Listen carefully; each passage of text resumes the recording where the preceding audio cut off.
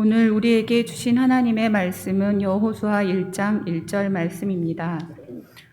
오늘 우리에게 주신 하나님의 말씀은 여호수아 1장 1절부터 6절까지의 말씀입니다. 이제 제가 하나님의 말씀을 봉독합니다. 하나님의 말씀을 보면서 들으십시오. 여호와의 종 모세가 죽은 후에 여호와께서 모세의 수종자 눈의 아들 여호수아에게 말씀하여 이르시되 내 종 모세가 죽었으니 이제 너는 이 모든 백성과 더불어 일어나 이 요단을 건너 내가 그들 곧 이스라엘 자손에게 주는 그 땅으로 가라. 내가 모세에게 말한 바와 같이 너희 발바닥으로 밟는 곳은 모두 내가 너희에게 주었노니 곧 광야와 이 레바논에서부터 큰 강 곧 유브라데 강까지 헷 족속의 온 땅과 또 해지는 쪽 계획까지 너희의 영토가 되리라.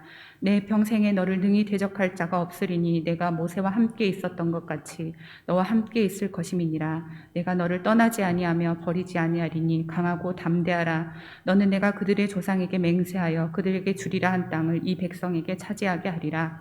아멘. 이 말씀은 오늘 우리에게 주신 하나님의 말씀입니다. 하나님께서 오늘 또 이 말씀을 통하여 우리에게 은혜 주시기를 원합니다. 아멘. 우리가 희망의 새해를 맞이해야 되고 하지만은 우리 앞에 여러 가지 한두 가지 어려운 문제가 아니고 산적한 문제들이 우리 앞을 가로막고 있습니다. 경제 위기, 기후 위기, 또 코로나 위기, 아직도 해결하지 못하고 있는 빈부의 무기, 또 노사 간의 문제, 또 이념의 문제, 우리 앞에는 여러 가지 산적한 문제들이 많이 널려져 있습니다. 가나안에서 하나님의 진군 명령을 받은 여호수아와 그 백성 앞에 직면한 문제들이 한두 가지가 아닙니다. 위대한 지도자 모세가 세상을 떠납니다. 신출내기 새로운 지도자 여호수아가 그 백성을 이끕니다. 광야 40년 동안 위대한 지도자로서 하나님의 크게 쓰임받은 모세가 죽습니다. 도도히 흐르는 요단강 강물을 건너서 200만 명의 백성들이 도강을 해야 합니다. 그 땅에는 가나안의 칠족이라고 하는 거인들이 살고 있습니다. 그 땅을 점령하기 위해서는 견고한 여리고성을 점령해야 합니다. 여호수아와 그 백성들에게 맡겨진 그 책임은 너무나 크고 무겁습니다. 하나님께서 그들 향해서 축복의 땅으로 가라고 하시는 그 명령 앞에 이 백성들은 두려워 떨 수밖에 없습니다. 그러나 여러분, 우리가 어렵지만은 어려운 가운데서도 하나님은 놀라운 역사를 행하고 계십니다. 이스라엘 백성들이 직면했던 그 어려운 상황에서도 하나님은 놀라운 계획과 역사를 이루어 가시는 것을 볼 수가 있습니다.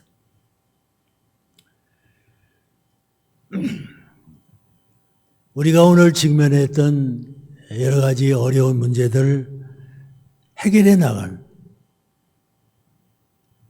그리고 그 문제들을 통해서 하나님께서 역사하시고 우리에게 축복하시는 그 일들, 이것은 결코 우리들이 오늘 이 본문 말씀을 통해서 배워 이스라엘 백성들이 어려울 때 직면했던 그 어려운 문제들을 해결해 나가는 그 과정 속에서 우리에게 좋은 교훈을 준다고 생각할 수가 있습니다. 이스라엘이 직면했던 어려운 문제가 무엇입니까? 위대한 지도자 모세가 세상을 떠납니다. 200만 명의 모압지졸과 같은 백성들이 요단강을 건너가야 합니다. 가나안 땅을 점령해야 합니다.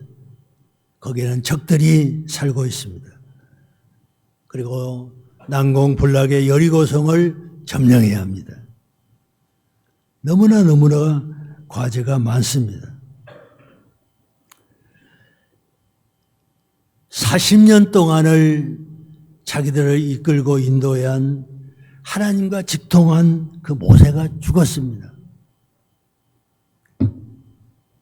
여러분, 이스라엘 백성들이 40년 동안 광야 생활하는 동안에 모세라고 하는 존재는 위대한 존재입니다. 신과 같은, 하나님과 같은 존재입니다. 모세가 떠난 그들은 상상할 수도 없는 그런 상황입니다. 그런데 그 모세가 세상을 떠납니다. 하나님께서 그러한 위기 상황에서도 하나님께서 하셔야 할 일은 하는 것입니다. 그것이 바로 이스라엘 진군 명령을 내리십니다. 여러분 1절과 2절 말씀을 한번 보겠습니다. 같이 읽어보겠습니다. 여호와의 종 모세가 죽은 후에 여호와께서 모세의 수종자 눈의 아들 여호수아에게 말씀하여 이르시되 내 종 모세가 죽었으니 이제는 이 모든 백성과 더불어 이나 이 요단을 건너 내가 그들 고 이스라엘 자손에게 주는 땅으로 가라. 모세가 죽었습니다. 그럼에도 불구하고 하나님께서 새로운 지도자 여호수아를 중심으로 해서 일어나라. 요단을 건너가라. 그리고 앞으로 가라. 그리고 하나님의 약속한 그 땅을 차지하라. 이런 하나님의 말씀을 듣습니다. 모세가 출애굽기 34장 7절에 보니까 죽었을 때 120세인데 그가 눈이 흐리지도 않아요. 기운이 없어서 죽은 것이 아니에요. 얼마든지 더 살고 더 일할 수 있는 그런 건강한 모세입니다. 그런데 하나님께서 바로 모세를 죽이십니다. 모세가 병사한 것도 아닙니다. 사고로 죽은 것도 아닙니다. 또 뭐 자연사도 아닙니다. 모세는 구태여 이름을 붙인다고 하면 신사, 하나님이 죽이신 겁니다. 그리고 하나님이 묻고 흔적을 없이, 무덤도 없이, 흔적 없이 사라지게 합니다. 이스라엘 백성들이 지금까지 지도를 받고 따라온 모세는 위대한 하나님의 사람. 그 모세가 그 백성들을 40년 동안 광야에서 먹여 살려 하나님의 음성을 듣고 전달하고 하나님께서 그러한 모세를 흔적 없이 완전히 제거하십니다. 모세의 시대는 간다고 하는 그런 이야기입니다. 아웃시킵니다. 그리고 신구 교체합니다. 얼마나 하나님께서 모세를 귀하게 쓰셨습니까? 하나님의 위대한 종입니다. 히브리 백성들에게 있어서 모세라고 하는 존재는 그야말로 상상할 수 없는 위대한 하나님의 종입니다. 바로왕 앞에 담대하게 지팡이 하나 들고 가서 바로왕을 굴복시킵니다. 거대한 홍해를 건너요. 광야 40년 동안 그들을 먹이고 입히고 또 낮에는 구름기둥으로 밤에는 불기둥으로 시시때때로 초인간적인 그런 존재 모세가 위대한 하나님의 사람입니다. 그런데 이제는 아웃시키는 우리가 학교에나 혹은 회사나 혹은 교회나 어떤 직장에서 정년이 돼가지고 은퇴하고 그러면 우리 자신들이 위축돼요. 그러나 하나님께서 그들을 얼마나 귀하게 쓰셨습니까? 하나님께서 그 순간까지 그들을 아주 치열하게 하나님께서 그분들을 쓰시고 사용하시고 또 이용하셨어요. 그렇기 때문에 우리가 어떤 은퇴 과정을 거친다고 하는 것을 섭섭해하거나 마음 상할 필요가 없습니다. 하나님의 원리입니다. 가는 것이, 묻어두는 것이, 묻히는 것이 하나님의 원리입니다. 그렇다고 해서 우리가 섭섭해하거나 슬퍼하거나 비관할 필요는 전혀 없습니다. 귀하게 쓰임받은 생애입니다. 얼마나 하나님께서 사랑하시고 귀하게 여기셨는지 모릅니다. 그렇기 때문에 우리가 그러한 경우에 처할 때 낙심하고 상하고 그렇게 할 필요가 절대로 없습니다. 하나님의 다 섭리 속에 이루어지는 것입니다. 여호수아가 어느 날 하나님의 소명을 받습니다. 새로운 젊은 지도자입니다. 그리고 요단강을 건너가서 그 땅을 점령하라고 하는 명령을 받습니다. 그 땅은 아주 무시무시한 거인들이 살고 있습니다. 브리스 족속, 히위 족속, 가나안 족속, 아모리 족속, 헷 족속, 기르가스 족속, 여부수 족속. 그 외에도 주변에는 17개의 종족들이 살고 있습니다. 하나님의 명령이 떨어집니다. 일어나, 건너가라, 앞으로 가라, 여리고 성을 점령하라, 가나안 그들과 더불어 싸우라, 그 땅을 차지하라 하는 하나님의 명령을 받습니다.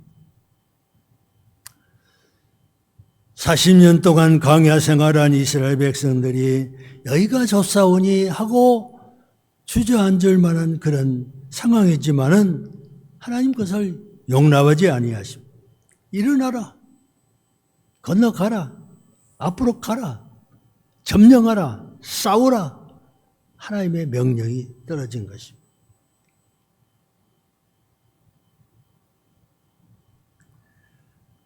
지금까지도 이스라엘 백성들이 하나님의 보호와 사랑 속에서 잘 살아왔지만은 이제는 더 큰 기업, 더 풍요한 삶, 그리고 복을 받아 만민에게 선민이 되게 하는 그 사명을 위해서 하나님께서 이스라엘 백성들을 가라고 명령하시는 거예요. 그들이 맡은 과오지는 너무나 크고 또 위대합니다. 작은 일이 아닙니다. 작은 명령이 아닙니다. 큰 명령을 받고 있습니다. 여러분 3절과 4절 보시면은 내가 모세에게 말한 바와 같이 너희 발바닥으로 밟는 곳은 모두 내가 너에게 주었노니 그 광야와 이 레바논에서부터 큰 강 곧 유브라데강까지 해족속의 온 땅과 또 해지는 쪽 대해까지 너의 영토가 되리라. 서쪽으로는 지중해 해안까지, 동쪽으로는 저 유브라데 강까지, 남쪽으로는 애굽의 나일강까지, 북쪽으로는 레바논까지, 전 중동 지역 그 넓은 땅을 다 주겠다고 약속하십니다.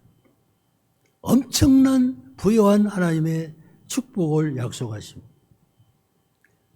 이스라엘 백성들이 광야에서 왔다 갔다 하면서 헤매는 삶, 한 평의 땅도 없었던 그들에게 하나님께서 이 광대한 영역을 약속하시고 젖과 꿀이 흐르는 땅, 지금으로 말하면 석유가 쏟아져 나오는 그 땅, 부유한 땅, 그 땅을 가서 점령하고 차지하라. 떠돌이 민족에게 있어서 얼마나 귀한 기회예요. 얼마나 축복의 기회예요. 얼마나 놀라운 기회예요. 그 땅의 주인이 되고 그 땅을 차지하고 그 땅을 누리고 그 땅에서 살아가는 이러한 축복을 하나님께서 주시면 나가라고, 전진하라고, 건너가라고, 싸우라고 명령하십니다. 오늘 우리 성도들이 누리는 기업도 많습니다. 우리가 예수 그리스도 안에서 얼마나 놀라운 축복을 받고 얼마나 부유한 사람이 되는지 모릅니다.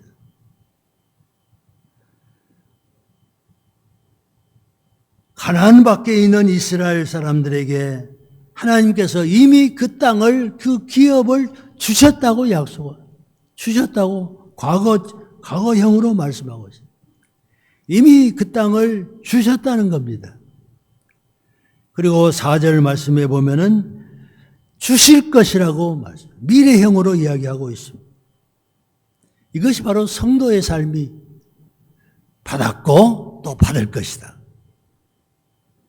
너희가 이미 소유하고 또 앞으로 소유할 것이다. 성도들이 세상에 살아가면서 엄청난 하나님의 축복을 받았어요. 엄청난. 그리고 앞으로 우리가 상상할 수 없는 복을 받을 것이다. 이것이 하나님의 약속의 말씀입니다. 아직 가나안 밖에 있어요. 그런데 가나안을 주셨다는 거예요. 또 앞으로 순종하고 명령에 복종하면은 주실 것이라는 거예요. 우리 성도들이 이미 받은 바 은혜가 풍성하고 기업이 영광의 놀라운 영과 육이 아울러 우리가 누리는 혜택이 너무나 크고 위대한 것입니다. 그런데 그것으로 만족하지 말고 하나님의 명령에 따라서 말씀에 따라서 우리가 일어나 가고 순종하고 믿고 행하면은 하나님의 놀라운 가나안 땅이 우리에게 온다는 그런 말씀이에요. 이미 그리스도 안에 있는 자가 누리는 축복은 우리가 잘 알고 있어요. 에베소 1장 3절에 하나님 고 우리 주 예수 그리스도 아버지께서 그리스도 안에서 하늘에 속한 모든 신령한 복을 우리에게 주셨다는 거예요. 에베소 1장 7절에 그 은혜의 풍성함을 따라 풍성한 은혜를 주셨어요.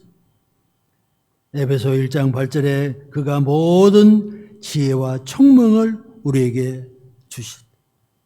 총명을 넘치게 하신 하나님의 놀라운 지혜와 총명을 넘치게 받았다. 11절에 우리가 예정을 입어 그 안에서 기업이 되었다. 하나님의 기업이 되었다. 우리 자신이 하나님의 기업이라는 거예요. 23절에 보면 만물 안에서 만물을 충만케 하시는 자의 충만이라. 이것이 바로 성도의 삶이에요. 성도의 모습이에요. 베드로후서 1장 3절에 보면 생명과 경건에 속한 모든 것을 우리에게 주셨다는 거예요. 육신의 영혼의 삶을 위해서 이 세상이나 앞으로의 삶을 위해 세상을 위해서 이미 놀라운 다 주셨다는 거예요. 예수 그리스도 안에서 누리는 삶은 무궁무진한 삶. 우리가 예수 믿는 그 의미를 잘 모르고 살아가는 사람들이 많지. 그러나 깊이 따지고 보면 우리가 예수 그리스도 안에서 성도가 되었다는 것은 얼마나 놀라운 축복인지 몰라요.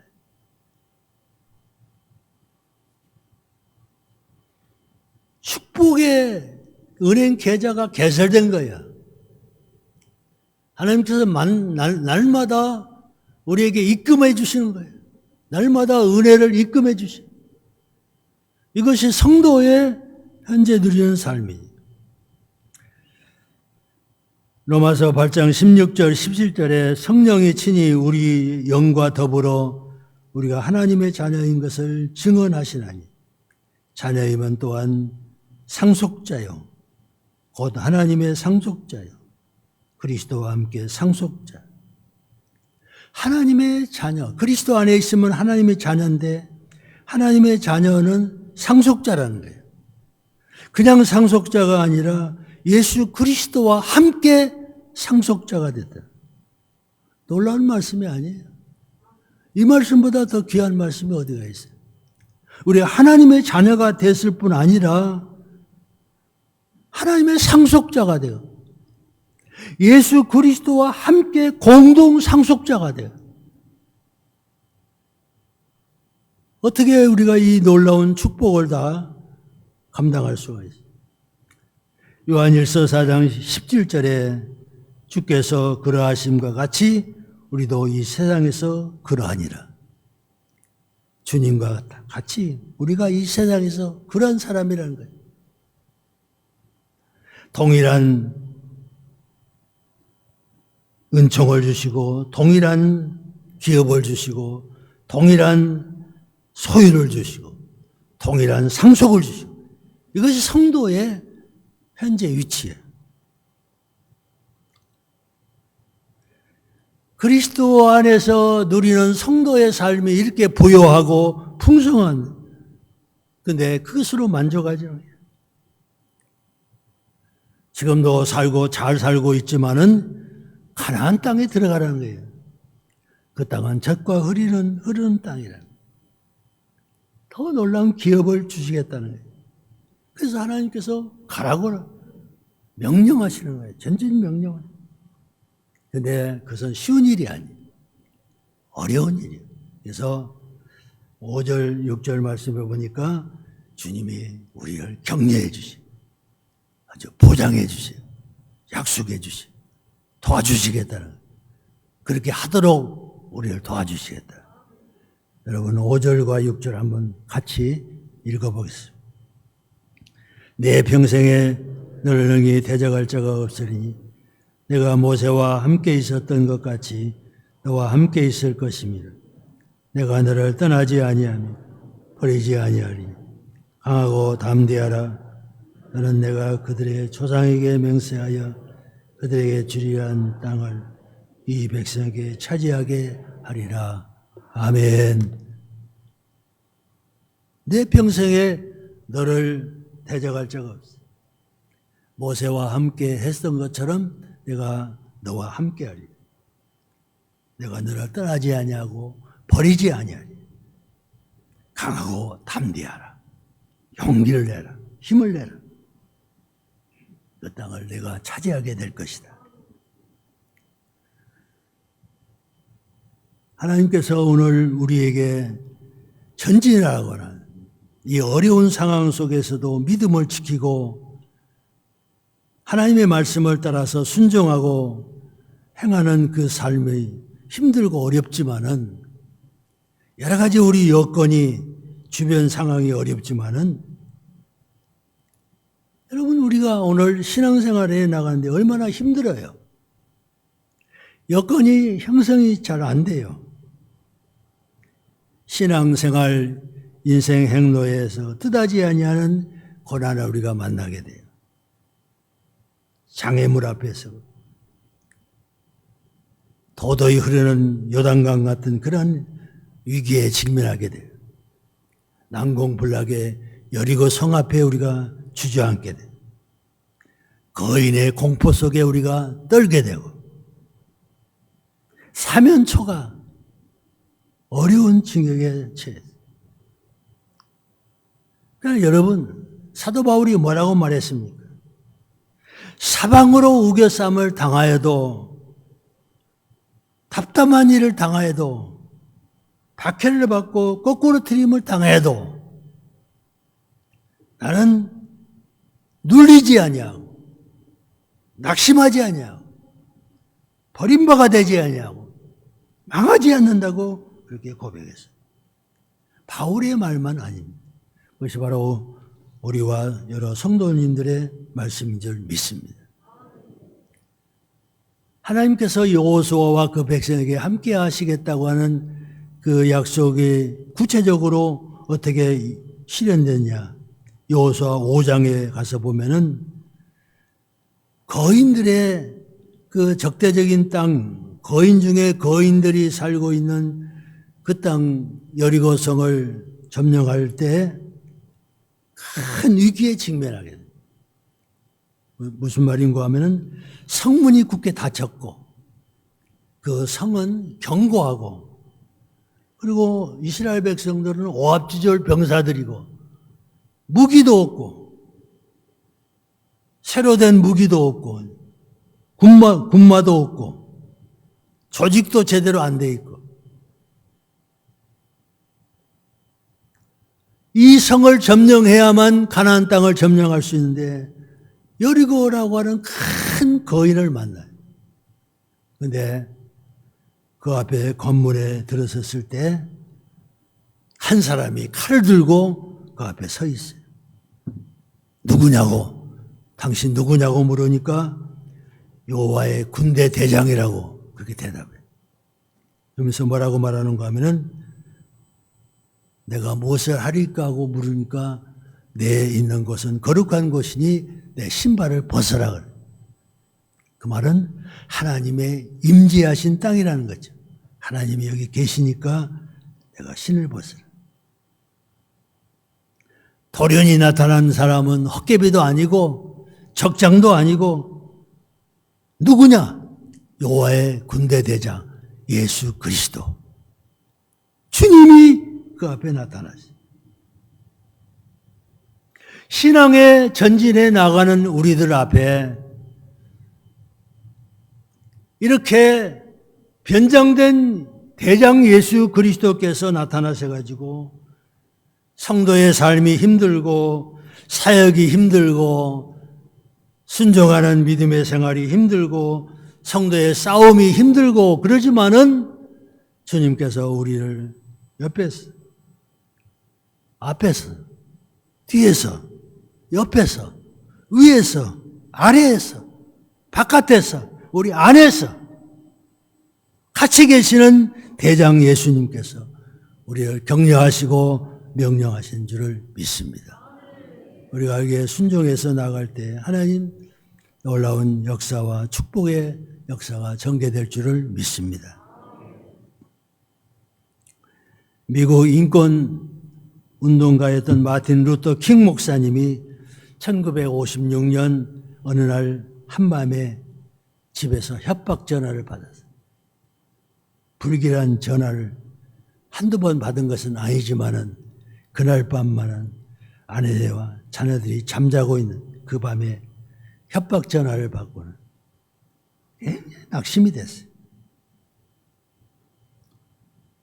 인권운동, 흑인, 해방운동 너무나 짐이 무거워요. 한참 전화를 받고 두려움에 들던 그가 마음을 다짓고 주방의 식탁 위에 엎드려서 고개를 숙여 기도합니다. 하나님, 정말로 두렵습니다. 많은 사람이 제가 이끌어 주기만을 바라고 있습니다. 만약 제가 힘과 용기 없이 그들 앞에 서면은 그들도 쓰러지고 말 것입니다. 그런데 이젠 제 힘이 다했습니다. 하나도 남지 않았습니다. 혼자 도저히 감당할 수가 없습니다. 그때 돌연히 하나님의 임재를 느끼게 돼요. 하나님이 거기 계신 것처럼 느끼게 돼요. 그리고는 내면의 목소리가 들려와요. 두려워하지 말라. 의를 위해서 일어서라.